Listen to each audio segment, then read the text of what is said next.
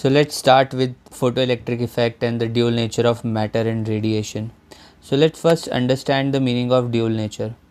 So uh, it was always debated that what is the nature of light, whether light is a wave or light is a particle. It was always debated. Initially, Rene Descartes and Isaac Newton thought that light is a particle. Newton called the light particles as corpuscles. Newton called the light particles as the corpuscles. So, initial thought was that light is made up of particles. There are small light particles which carry the energy.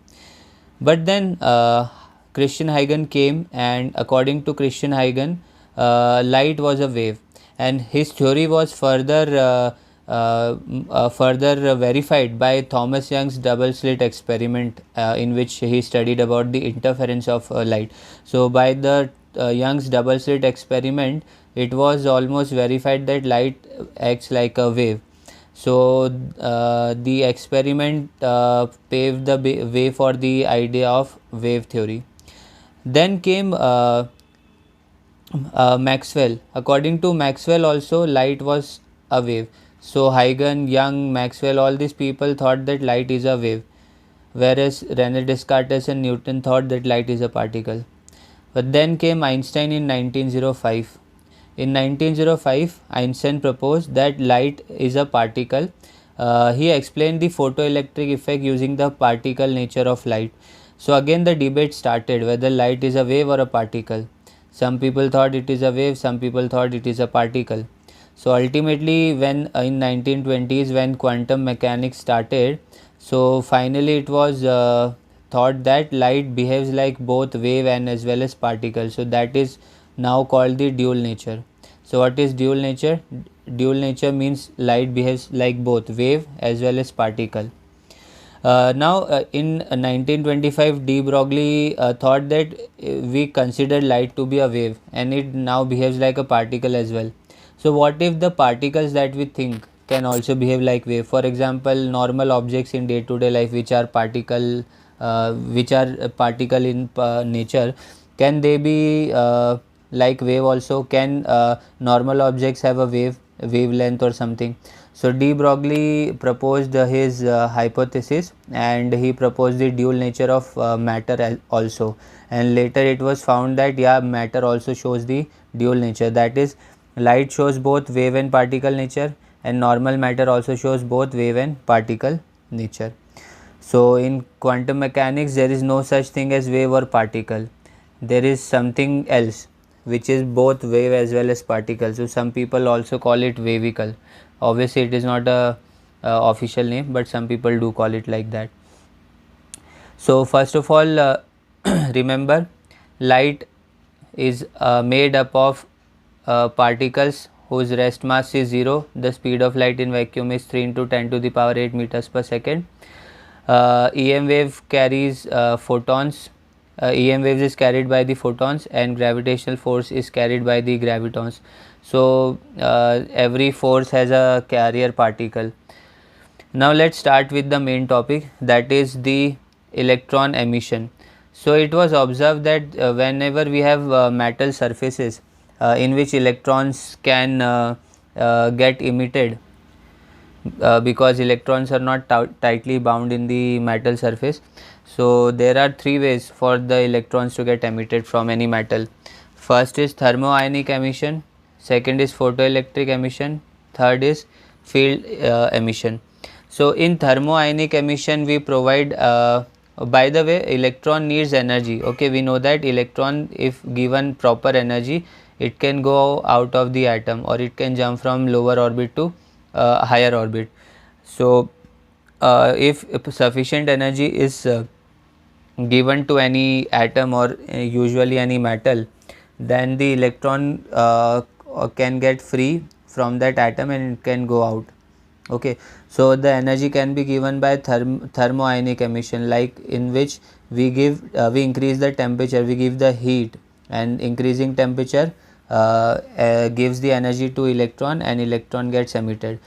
In field emission we give we give the electric field, and because of the sufficient electric field, the electron gains sufficient energy to go out of the atom. And then there is photoelectric effect, in which a photon or light is incident on the electron, and that light is absorbed by the electron, and the electron can go out of the atom. So these are the three ways in which we can emit the electrons. So in field emission, we usually apply 10 to the power 8 volt per meter of electric field. This is electric field, and this electric field can easily knock the electrons off any metal surface. So the main topic is the photoelectric effect. So photoelectric effect was first observed properly by Hertz in 1887, and during that time it was considered that light is a wave, EM wave, electromagnetic wave. So everybody tried to explain the photoelectric effect using the wave theory of light. So what did Hertz observe, by the way? See, so he observed that whenever we are applying some so whenever we are allowing any light to fall on any metal surface, then from that metal surface some electrons are emitted, and that emitted electrons can have some kinetic energy also. So many people then tried to study about this. Leonard was a German scientist who studied it in around 1900, and in 1906 he made a proper theory, and he also got a Nobel Prize for it. Then in 1905 Einstein also studied about photoelectric effect, and in 1921 he got the Nobel Prize for the his theory of photoelectric effect. So Leonard used the wave theory, and Einstein used the particle theory to explain the photoelectric effect. So first of all, what do we observe in the photoelectric effect? So what is photoelectric effect? Light is emitted, electrons go out. There is a term called work function and threshold frequency. Work function and threshold frequency. So what is work function and what is threshold frequency? So when the electrons are present in any atom or of any metal, so they require some minimum energy to get free from the atom. So the minimum energy required to free the electron is called the work function, and the minimum frequency which can give that energy is called the threshold frequency. So what happens in the photoelectric effect? So it was observed that in photoelectric effect the current was proportional to the intensity. Current means the number of electrons were proportional to the intensity. Saturation current was also proportional to the intensity. Then stopping potential was independent of the intensity, and saturation current was independent of the frequency. So all these things were observed, but before trying to understand all these things, let's try to understand using the wave theory of light. So if wave theory of light is to be used, then according to wave theory of light, if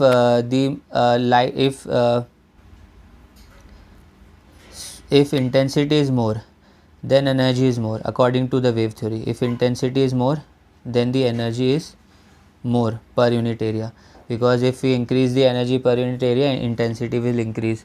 And according to wave theory, if frequency is increased, then the according to wave theory, number of particles are more, or cycles per second are more. That is, more particles, more waves are there.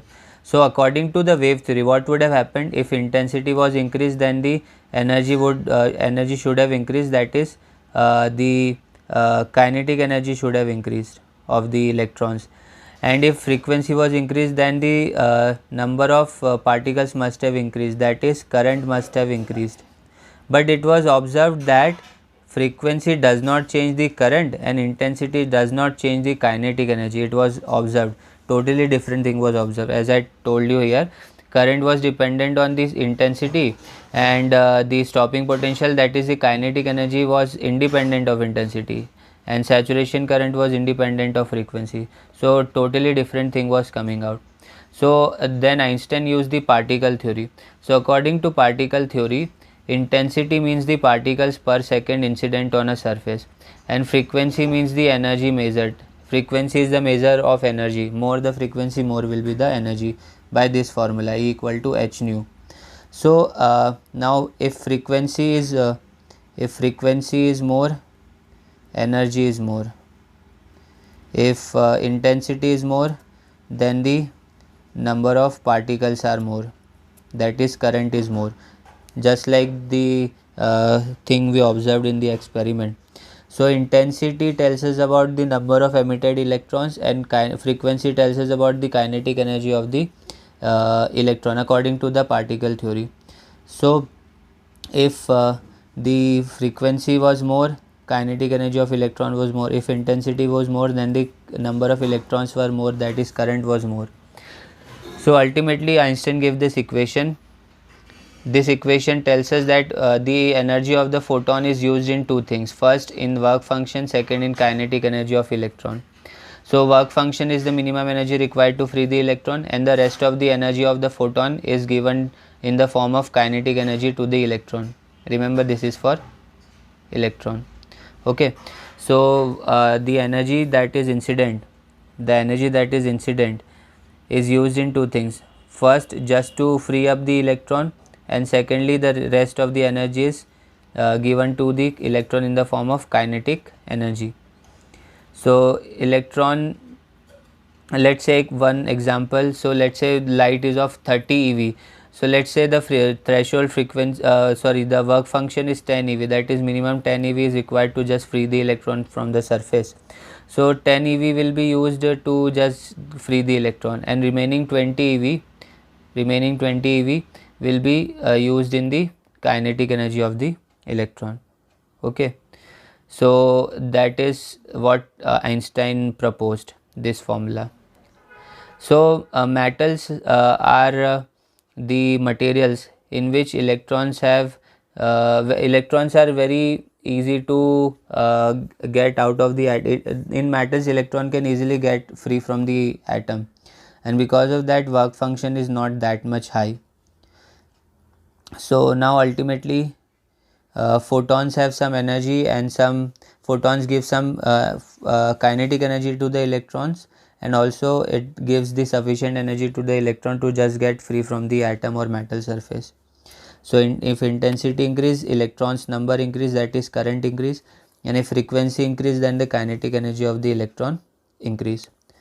Now this energy can be written in this form also: energy is equal to h nu by Planck's formula. This was given by Planck. So energy equal to h nu, where nu is the frequency of the photon. So h nu is the energy of the photon. Work function is h nu naught, where nu naught is the threshold frequency, that is minimum frequency required to free the electron, and this is work function, minimum energy required to free the electron, and this is kinetic energy, half mv square. Now this kinetic energy can also be represented by stopping potential, EV. So stopping potential just tells us that if you want to stop the electron from moving, so how much potential you need to apply in order to stop it. So that's why it is called stopping potential. So at the place of kinetic energy you can also use stopping potential. So now let's discuss a few graphs. So first is intensity versus photocurrent. So intensity and current are directly proportional. Let's say this is intensity and this is current. They are directly proportional. So a graph will be a linear graph. Quite simple. Then frequency and kinetic energy. So again frequency and kinetic energy is also again linearly proportional. So a straight line will be there, and this gap shows that there will be some minimum frequency that is required before the electron can have some kinetic energy. So this is the threshold frequency. After the threshold frequency the electron will have kinetic energy, because before this the electron will not be free from the atom. Then third is the potential versus photocurrent graph. So in this graph we have potential and we have current. So the graph looks something like this.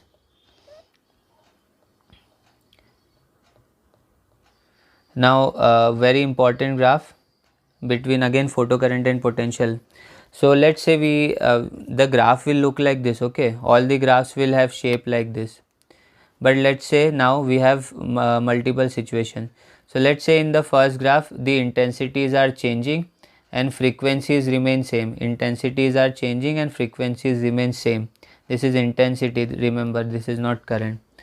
So the potential, stopping potential, only depends on the frequency, because it depends on stopping potential, it tells us about kinetic energy, which depends on the frequency. So ultimately if frequency is same, then the stopping potential for all the three conditions will be same. But as the intensity is different, so the current, amount of current will also be different. So when the intensity is more, the current will be more, because more particles, more free electrons will be there, because more photons are emitted by more intensity light.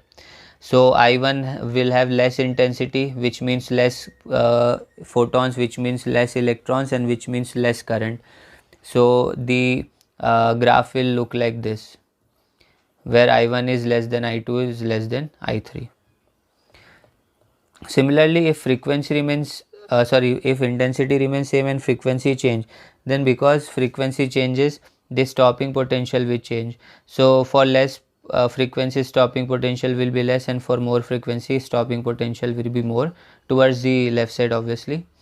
Then as the intensity is same, that means the number of electrons will be same, that means the current will be same. So the saturation current will be same for all the three conditions. So just the opposite of this. So here stopping potential is same, here the saturation current is same. Remember this, in this case stopping potential VO3 is more, and in which frequency is more. Remember this thing. So ultimately what we have understood is minimum frequency which is required to free the electron is called threshold frequency, and minimum energy to free the electron is called work function. The excess energy of the photon is given to the electron in the form of kinetic energy. When we increase the intensity, number of electrons increase, that is current increase. When we increase the frequency, that means the kinetic energy increase of electron.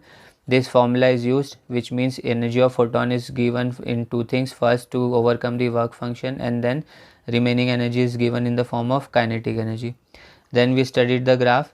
So ultimately, according to wave theory, something else was happening. According to the wave theory, the intensity increase should have increased kinetic energy, and frequency increase should have increased the current, but opposite was happening, and this equation is also there. Now just like light is now considered to be both wave and particle, matter was also started to be thought as having dual nature. So de Broglie proposed in 1925 that every particle also has some wave nature, and the wavelength of that particle is given by h over mc, or h over mv, and mv is the momentum, h over p. So for light this formula is used, and for matter this formula is used. So this is the de Broglie's formula for finding the wavelength of any matter particle. So let's try to put some values and find the wavelength of normal objects. So let's say we take a human of 100 kg who is moving with velocity 1 meter per second. So let's put the values. H is the Planck's constant, which is 6.63 into 10 to the power minus 34, and mass is 10 to the power 2 kg, and velocity is 1 meter per second. So ultimately you will get this much. So this is of the order of minus 36 meters. So this is very small. The nucleus is of this size, so it is way more smaller than the nucleus of the atom. So therefore we do not observe our normal wavelength, because the wavelength is so small, smaller than the size of the nucleus even. So this is the formula for finding the wavelength. Now this formula can be further modified for electron. For electron we can modify this formula. Let's say that we want to convert this momentum formula into some potential. So let's say we are applying some potential V on the electron. So then we know that half mv square is equal to the stopping potential. So v square will be 2 ev over m. So v will be root 2 ev m. So at the place of v we can write this thing. So this formula will be there. So ultimately h over 2 root 2 evm is the wavelength for the electron which can be obtained. Now in this formula E is constant, m is constant, that is mass of electron, h is constant. So we can simplify this and obtain this formula, in which we can directly put the value of v and find the wavelength of the electron. So this is 12.2 angstrom over root v. So whatever value you have been given, you can put the value and you can easily find the wavelength of the electron. Remember, either 12.27 angstrom or either 1227 nanometer. Remember that the units are important, over root v. V is the potential applied on the electron.